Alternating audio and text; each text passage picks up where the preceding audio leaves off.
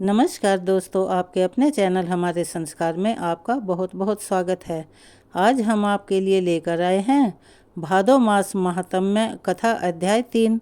लेकिन उससे पहले अगर आप हमारे चैनल पर नए हैं और अभी तक आपने चैनल को सब्सक्राइब नहीं किया है तो आप सभी से हाथ जोड़कर निवेदन है, प्लीज़ हमारे चैनल को सब्सक्राइब करें, वीडियो को लाइक करें, ज़्यादा से ज़्यादा शेयर करें ताकि इन कथाओं के श्रवण का लाभ और लोगों को भी मिल सके। बेल आइकन को दबाना ना भूलें ताकि हमारी आगे आने वाली वीडियो की जानकारी आपको नोटिफिकेशन के ज़रिए मिल जाया करे।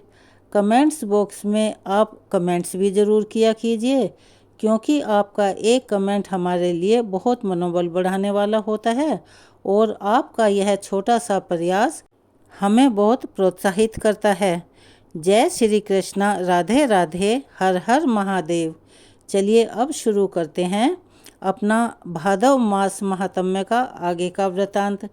प्राचीन सतयुग की बात है। इंद्रद्युम्न नाम से विख्यात एक राजा थे जो इंद्र के समान ही पराक्रमी थे। वे सत्यवादी, पवित्र, दक्ष, उपभोग में समर्थ, दानी, प्रवचन बोलने वाले और विष्णु के भक्त थे। इस प्रकार वे सर्वगुण संपन्न राजा इंद्रद्युम्न समूची पृथ्वी का पालन करते थे। एक समय उनके मन में भगवान श्री हरि की पूजा अर्चना करने का विचार आया। अब वे सोचने लगे कि मैं किस अक्षेत्र में, किस तीर्थ में, किस नदी के तट पर या फिर किस आश्रम में देवाधिदेव भगवान जनार्दन की आराधना करूं। इसी चिंता में पड़कर उन्होंने मन ही मन पूरी पृथ्वी की ओर नज़र घुमाई। समस्त तीर्थ क्षेत्रों, नगरों की ओर देखा, लेकिन सभी को छोड़कर वे विश्व विख्यात मोक्षदायक पुरुषोत्तम अक्षेत्र में गए। वहाँ उन्होंने बहुत ऊंचा मंदिर बनवाकर उसमें बलराम, श्री कृष्ण और सुभद्रा जी की स्थापना की तथा विधि पूर्वक स्नान, दान, तप, होम और देव दर्शन रूप पंच तीर्थों का अनुष्ठान करके प्रतिदिन भक्ति पूर्वक श्री पुरुषोत्तम भगवान की आराधना की और उन्हीं की कृपा से मोक्ष प्राप्त किया। मुनियों ने पूछा, हे सुरश्रेष्ठ राजा इंद्रद्युम्न मुक्तिदायक पुरुषोत्तम अक्षेत्र में किस लिए गए और वहां जाकर उन्होंने वह त्रिभुवन विख्यात प्रासाद किस प्रकार बनवाया। प्रजापते, उन्होंने भगवान श्री कृष्ण, बलराम जी और सुभद्रा जी की स्थापना कैसे की, यह सब बातें विस्तार पूर्वक बताने की कृपा करें। तब श्री ब्रह्मा जी कहने लगे, हे ब्राह्मणों, तुम लोग जो प्राचीन वृतांत पूछ रहे हो वह सब पापों को दूर करने वाला, पवित्र, भोग और मोक्ष देने वाला तथा अत्यंत शुभ है। इस प्रश्न के लिए मैं तुम्हें धन्यवाद देता हूँ। तुम जितेंद्रिय और विशुद्ध चित्त होकर सुनो। मैं सतयुग के राजा इंद्रद्युम्न का चरित्र बतलाता हूँ। इस पृथ्वी पर मालवा में अवंती यानी उज्जैन नाम की नगरी विख्यात है। वही राजा इंद्रद्युम्न की राजधानी थी। अवंती इस पृथ्वी के मुकुट के समान थी। वहाँ हष्टपुष्ट मनुष्य भरे हुए थे। उसकी चार दीवारी और दरवाजे बहुत मजबूत बने हुए थे। दरवाजों पर बहुत मजबूत किवाड़ और सुदृढ़ यंत्र लगे हुए थे। नगर के चारों ओर अनेकों खाई बनी हुई थी। नगर में बहुत से व्यापारी बसते थे। नाना प्रकार के बर्तनों की अच्छी बिक्री होती थी। रथ चलने लायक, सड़कें और बाजार सुंदर थे। राहों से चारों ओर जाने के लिए मार्गों का अच्छी तरह से बंटवारा हुआ था। अनेकों घर और गोपुर बने हुए थे। बहुत सी गलियां उस नगर की शोभा बढ़ाती थी। राजहंसों के समान श्वेत और मनोहर महल लाखों की संख्या में बने हुए थे, जो उस पुरी की शोभा को और भी शोभायमान कर रहे थे। अनेकों यज्ञ संबंधी उत्सवों के कारण उस नगर में हमेशा आनंद छाया रहता था। गाने और बजाने की ध्वनि गूंजती रहती थी। तरह तरह की ध्वजा पताकाओं से वह पूरी सुशोभित थी। हाथी, घोड़े, रथ और पैदल की सेना चारों ओर व्याप्त थी। अनेक प्रकार के सैनिक वहां भरे थे। अनेकों जनपदों के लोग वहां पर बसे हुए थे। ब्राह्मण, अक्षत्रिय, वैश्य, शूद्र तथा विद्वान पुरुषों से वह नगरी सुशोभित थी।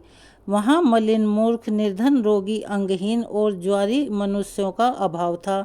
वहाँ के स्त्री पुरुष सदा प्रसन्न रहा करते थे। वे सभी रत्नों के दाता और सब प्रकार की संपत्तियों को भोगने वाले थे। अवंतीपुरी में त्रिनेत्रधारी त्रिपुर शत्रु भगवान शिव महाकाल नाम से प्रसिद्ध होकर रहते थे। वे समस्त कामनाओं के पूर्ण करने वाले हैं। वहाँ एक शिवकुंड है जो सब पापों का नाश करने वाला है। उसमें विधि पूर्वक स्नान करके देवताओं, ऋषियों और पितरों का तर्पण करें। फिर शिवालय में जाकर भगवान शिव की 3 बार परिक्रमा करें। इसके बाद स्नान, पुष्प, गंध, धूप और दीप आदि के द्वारा भक्ति पूर्वक महाकाल का विधिवत पूजन करें। ऐसा करने वाला मनुष्य 1000 अश्वमेध यज्ञों का फल प्राप्त करता है। वह सभी पापों से मुक्त होकर समस्त कामनाओं को पूर्ण करने वाले विमानों द्वारा भगवान शिव के परम धाम में जाता है। अवंती में शिप्रा नाम से प्रसिद्ध पवित्र नदी भी है। उसमें विधि पूर्वक स्नान करके देवताओं और पितरों का तर्पण करने से मनुष्य सभी पापों से मुक्त हो जाता है और श्रेष्ठ विमान पर विराजमान होकर स्वर्ग लोक में नाना प्रकार के भोग भोगता है। वहीं देवाधिदेव भगवान जनार्दन भी निवास करते हैं, जो गोविंद स्वामी के नाम से प्रसिद्ध है। वे भोग और मोक्ष प्रदान करने वाले हैं। उनका दर्शन करके मनुष्य अपनी 21 पीढ़ियों सहित मुक्त हो जाता है। उनके सिवा वहीं विक्रम स्वामी नाम से भगवान विष्णु का भी निवास है। इस प्रकार राजाओं में श्रेष्ठ इंद्रद्युम्न के द्वारा पालित वह रमणीपुरी इंद्र की अमरावती के समान नित्य उत्सव के आनंद से भरी रहती थी। वहाँ दिन रात इतिहास, पुराण, तरह तरह के शास्त्र और काव्य चर्चाएं सुनी जाती थी। इस तरह वह उज्जैनीपुरी सब गुणों से संपन्न बताई गई है, जिसमें पूर्व काल में परम बुद्धिमान राजा इंद्रद्युम्न हुए थे। उस नगरी में अपने उत्तम राज्य का उपभोग करते हुए राजा इंद्रद्युम्न औरस पुत्रों की तरह प्रजा का पालन करते थे। वे सत्यवादी, परम बुद्धिमान, शूरवीर, समस्त गुणों के आकार, मतिमान, धर्मात्मा और शस्त्रधारियों में श्रेष्ठ थे। उनमें सत्यशील और इंद्रिय संयम के गुण थे। उनके पास अच्छे अच्छे हाथी, घोड़े, रथ, कंबल, मृग, चर्म, वस्त्र, रत्न और धन धान्य का कभी अंत नहीं होता था। और इस प्रकार समस्त वैभव से युक्त और समस्त गुणों से अलंकृत राजा इंद्रद्युम्न निष्कंटक राज्य का उपभोग करते थे। एक बार उनके मन में यह विचार उत्पन्न हुआ कि मैं भोग और मोक्ष प्रदान करने वाले सर्व योगेश्वर श्री हरि की आराधना किस प्रकार करूं। तब उन्होंने यत्नपूर्वक समस्त इतिहास, पुराण, वेदांग, धर्मशास्त्र, ऋषियों के बताए हुए नियम तथा संपूर्ण विद्या स्थानों का विचार किया, गुरुजनों की सेवा की और वेदों के पारगामी ब्राह्मणों का सत्संग किया। फिर इंद्रियों को वश में करके मोक्ष की इच्छा से विचार किया कि मैं सनातन पुरुष, पीताम्बरधारी, चतुर्भुज, शंख चक्र गदाधर, वनमाला विभूषित, कमल नयन, श्री वत्स शोभित और मुकुट, अंगद आदि आभूषणों से अलंकृत श्री हरि की आराधना किस प्रकार करूं। यह विचार कर वे बहुत बड़ी सेना को अपने साथ लेकर पुरोहितों और व्रतियों के साथ अपनी नगरी उज्जैनी से बाहर निकल गए। उनके पीछे रथ पर सवार सैनिक हथियार हाथों में लेकर प्रस्थान करने लगे। उनके रथ विमानों के समान जान पड़ते थे। उन पर ध्वजा पताकाएं फहरा रही थी। रथियों के पीछे गजयुद्ध की विद्या में निपुण असंख्य पैदल भी चले, जिनके हाथों में धनुष, प्राश और खड्ग शोभा पा रही थी। ये सब प्रकार के अस्त्र शस्त्रों को चलाने में निपुण और शूरवीर थे। हर समय संग्राम की इच्छा रखने वाले थे। अंतःपुर की सब स्त्रियां भी वस्त्र आभूषणों से अलंकृत होकर महाराज के साथ चलती। उनके नेत्र पद्म पत्र के समान विशाल थे और शस्त्रधारी सैनिक उन्हें घेर कर चलते थे। ब्राह्मण, क्षत्रिय और वैश्य ने भी राजा का अनुसरण किया और उनके पीछे पीछे चलने लगे। अनेक नगरों के निवासी व्यापारी भी धन, रत्न, स्वर्ण, स्त्री और अन्य उपकरणों के साथ प्रस्थान करने लगे। अस्त्र शस्त्र, तांबूल, तिनके, काष्ठ, तेल, वस्त्र, फल और पत्र आदि की बिक्री करने वाले लोग अपनी अपनी दुकान लेकर राजा के साथ चलने लगे। घसियारे, धोबी, ग्वाले, नाई और दर्जी भी हजारों की संख्या में साथ साथ चल रहे थे। मंगल पाठ करने वाले, पुराणों का अर्थ करने में प्रवीण, कथावाचक, काव्य रचिता, कवि, विष झाड़ने वाले, गरुड़ विद्या के जानकार, तरह तरह के रत्नों की परीक्षा करने वाले, गज चिकित्सक, मनुष्य चिकित्सक, वृक्ष चिकित्सक, गौ चिकित्सक और समस्त पूर्ववासी राजा के पीछे पीछे चलने लगे। जैसे दूसरे गांव को जाते हुए पिता के पीछे पुत्र भी उत्सुक होकर जाने लगते हैं, ठीक उसी प्रकार समस्त पूर्ववासियों ने भी राजा इंद्रद्युम्न का अनुसरण किया और उनके साथ साथ चलने लगे। इस प्रकार हाथी, घोड़े, रथ और पैदल सहित महान जन समुदाय के साथ धीरे धीरे यात्रा करते हुए महाराज इंद्रद्युम्न दक्षिण समुद्र के तट पर जा पहुँचे। वहाँ उन्होंने रमणीय समुद्र का दर्शन किया और जो लाखों उत्ताल तरंगों से व्याप्त होने के कारण नृत्य करता हुआ सा लग रहा था, उसमें अनेकों प्रकार के रत्न और तरह तरह के प्राणी भरे हुए थे। उसमें बड़े जोर का शब्द हो रहा था। खारे पानी से भरा हुआ वह नदियों का स्वामी सिंधु, परम पवित्र, सभी पापों को दूर करने वाला, समस्त मनोकामनाओं को पूर्ण करने वाला, ऐसे समुद्र को देखकर राजाओं में श्रेष्ठ इंद्रद्युम्न को बड़ा आश्चर्य हुआ। उन्होंने समुद्र के तट पर पहुंचकर एक मनोहर प्रदेश में, जो कि सर्वगुण संपन्न और पवित्र था, निवास किया। मुनियों ने पूछा, हे ब्राह्मण, भगवान विष्णु के उस परम पवित्र पुरुषोत्तम अक्षेत्र में क्या पहले भगवान की कोई प्रतिमा नहीं थी? जो राजा ने सेना और सवारियों के साथ वहां जाकर श्री कृष्ण, बलराम और सुभद्रा जी की स्थापना की। तब ब्रह्मा जी बोले, हे महर्षियों, इस विषय में समस्त पापों का विनाश करने वाली प्राचीन कथा सुनो। मैं उसे संक्षेप में कहूँगा। एक समय समस्त लोकों की सृष्टि करने वाले अविनाशी भगवान वासुदेव को प्रणाम करके भगवती लक्ष्मी ने सभी लोगों के हित के लिए इस प्रकार का प्रश्न किया था कि भगवान, आप तो समस्त लोकों के स्वामी हैं। मेरे हृदय में एक संदेह उत्पन्न हुआ है, आप उसका इसी समय निवारण कीजिए। प्रभु, अत्यंत आश्चर्य में मृत्यु लोक में जो परम दुर्लभ कर्म भूमि है, लोभ और मोहरूपी ग्रहण ने उसे ग्रस लिया है। वहाँ काम और क्रोध का महासागर लहराता है। हे देवेश, उस संसार सागर से जिस प्रकार मुक्ति मिल सके वह उपाय बतलाइए। इस संसार में मेरे संदेह का निवारण करने के लिए आपको छोड़कर दूसरा कोई भी वक्ता नहीं है। देवी का यह वचन सुनकर भगवान जनार्दन ने बड़ी प्रसन्नता के साथ ये सारभूत अमृतमयी वचन कहे कि देवी, समस्त तीर्थों में श्रेष्ठ पुरुषोत्तम अक्षेत्र विख्यात तीर्थ है। वह बहुत ही सुंदर, सुखपूर्वक सेवन करने योग्य, अनायास साध्य और उत्तम फल देने वाला है। तीनों लोकों में उसके समान कोई भी तीर्थ नहीं है। हे देवेश्वरी, पुरुषोत्तम तीर्थ का नाम लेने मात्र से ही मनुष्य सब पापों से मुक्त हो जाता है। उसे संपूर्ण देवता, दैत्य, दानव तथा मारीच आदि मुनिवर भी भली बातें नहीं जानते। उसको मैंने अब तक गुप्त ही रखा है। इस समय उस तीर्थराज की महिमा का वर्णन करता हूँ, तुम एकाग्रचित होकर सुनो। दक्षिण समुद्र के तट पर जहाँ एक वट का महान वृक्ष खड़ा है, वह अत्यंत दुर्लभ क्षेत्र है। उसका विस्तार 10,000 योजन है। उस वट कल्प का संहार होने पर भी नष्ट नहीं होता।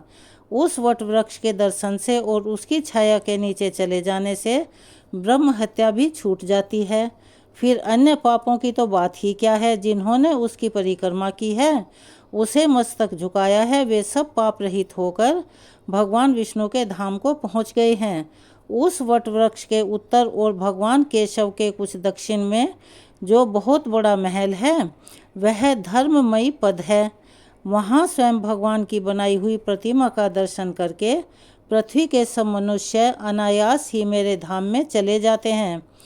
प्रिय, इस प्रकार सब लोगों को बैकुंठ धाम में जाते देखकर एक दिन धर्मराज मेरे पास आए और मुझे प्रणाम करके इस प्रकार बोले। धर्मराज ने कहा, भगवान, आपको नमस्कार है। हे देव, आप संपूर्ण लोकों के स्वामी और समस्त विश्व के पालक हैं, आपको नमस्कार है। आप क्षीर सागर के निवासी और शेषनाग के शरीर की शैया पर शयन करने वाले हैं। आप सबसे श्रेष्ठ, वरेण्य और वरदाता हैं। प्रभु, सबके कर्ता होते हुए भी स्वयं एकृत हैं। आपको किसी दूसरे ने नहीं बनाया है। आप प्रभु शक्ति से संपन्न, संपूर्ण विश्व के ईश्वर, अजन्मा, सर्वव्यापी, सर्वज्ञ तथा किसी से परास्त नहीं होने वाले हैं।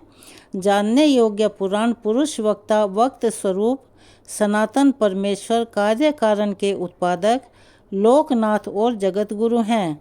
आपका वक्ष स्थल श्री वत्स चिन्ह से सुशोभित है।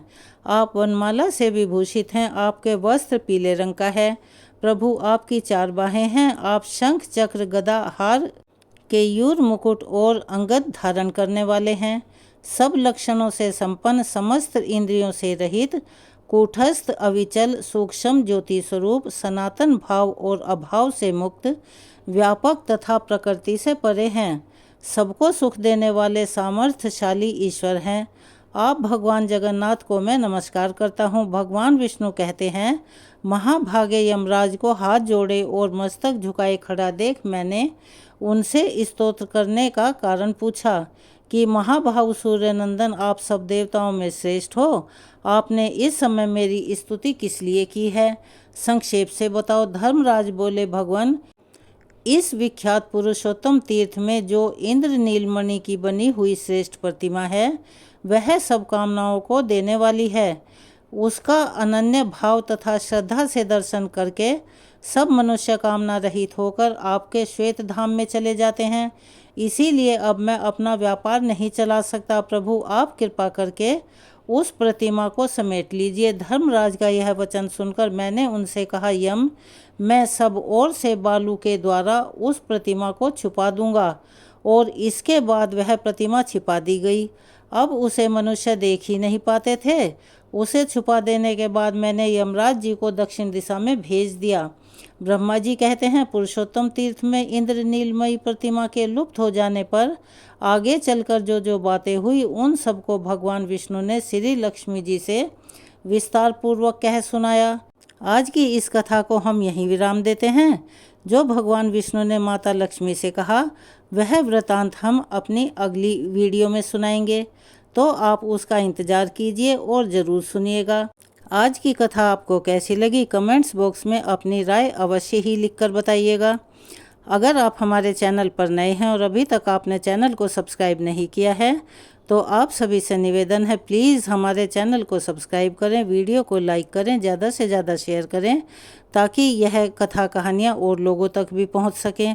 बेल आइकन को दबाना ना भूलें, ताकि हमारी आगे आने वाली वीडियो की जानकारी आपको नोटिफिकेशन के ज़रिए मिल जाया करे। अपना सहयोग और प्यार हमें ऐसे ही देते रहें।